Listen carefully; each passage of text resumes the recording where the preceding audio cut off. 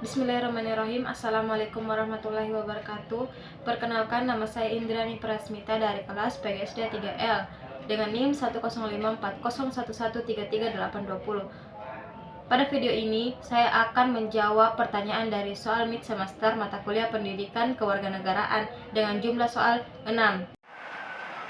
Jelaskan 4 pilar pendidikan berdasarkan International Commission of Education 21st Century. Yang pertama ada learning to know, yaitu belajar untuk tahu, di mana kita selalu mengajarkan tentang arti pentingnya sebuah pengetahuan.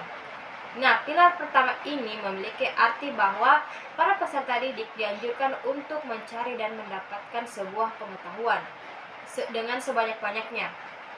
Nah, melalui dalam pengalaman-pengalaman, hal ini dapat memicu munculnya sikap kritis dan semangat peserta didik akan terus meningkat. Yang kedua ada learning to do, belajar untuk melakukan. Pilar ini berkaitan dengan kemampuan hard skill dan soft skill, yang dimana sangat dibutuhkan di dunia pendidikan, karena sesungguhnya pendidikan merupakan bagian terpenting dari proses penyampaian sumber daya manusia yang berkualitas, tangguh, dan terampil dan siap untuk mengikuti tuntutan zaman. Yang ketiga ada learning to be, belajar untuk menjadi.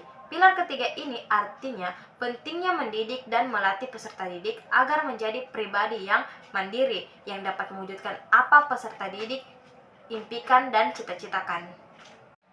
Pilar yang terakhir adalah learning to live together, belajar hidup berdampingan, yang artinya menanamkan kesadaran kepada peserta didik bahwa mereka adalah sebagian besar dari sebuah kelompok masyarakat. Jadi mereka mampu hidup bersama dengan segala perbedaan di Indonesia. Kita perlu menanamkan sikap untuk dapat hidup bekerja sama dan saling bekerja sama. Selanjutnya, soal yang kedua yaitu jelaskan ciri khas bangsa Indonesia yang membedakan dengan bangsa lain berdasarkan identitas nasional. Jadi, yang dapat membedakan antara warga negara Indonesia dan warga negara asing adalah password. Nah, itulah yang membuktikan bahwa orang ini adalah warga negara Indonesia atau tidak. Nah, ciri khas bangsa Indonesia adalah sikap moral, keagamaan, kebiasaan, dan kebudayaan. Soal selanjutnya yaitu sebutkan dan jelaskan unsur-unsur terbentuknya suatu negara.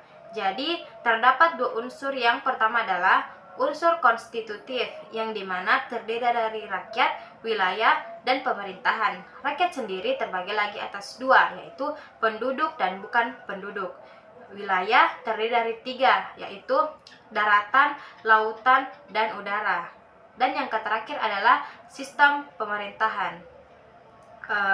Yang kedua ada unsur deklaratif. Unsur deklaratif terbagi lagi atas dua, yaitu pengakuan de facto, yaitu pengakuan dari konstitusi, yaitu rakyat, wilayah, dan pemerintahan. Dan adapun pengakuan de jure, yang dimana pengakuan de jure adalah pengakuan yang sah menurut internasional. Maksudnya pengakuan yang diakui oleh suatu negara lain. Soal selanjutnya, jelaskan mengapa negara membutuhkan konstitusi. Karena konstitusi dapat mengantarkan cita-cita manusia dalam hidup bernegara. Konstitusi juga dapat membatasi kekuasaan-kekuasaan pengusaha agar tidak dapat bertindak dengan semena-mena dan akan merugikan pihak rakyat.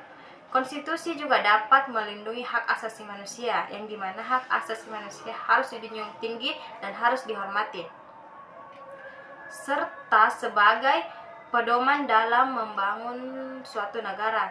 Lalu, apabila tidak ada konstitusi di negara ini, negara tidak akan memiliki landasan dan tidak memiliki aturan. Tentunya negara ini akan tidak terkontrol dengan baik dengan keegoisan dari orang-orang yang bertindak semena-mena. Terakhir adalah jelaskan pandangan hubungan negara dengan warga negara. Yang pertama, kaum pluralis. Kaum pluralis berpandangan bahwa negara itu diibaratkan sebagai arena tempat berbagai golongan dalam masyarakat. Kedua, Teori Marxis berpendapat bahwa negara adalah serangkaian institusi yang dipakai kaum bourgeois untuk menjalankan atau melaksanakan kekuasaannya. Yang ketiga, kaum sintetis yang berpandangan bahwa menyatukan dua pandangan tersebut adalah teori strukturalisasi yang dikemukakan oleh Anthony Giddens.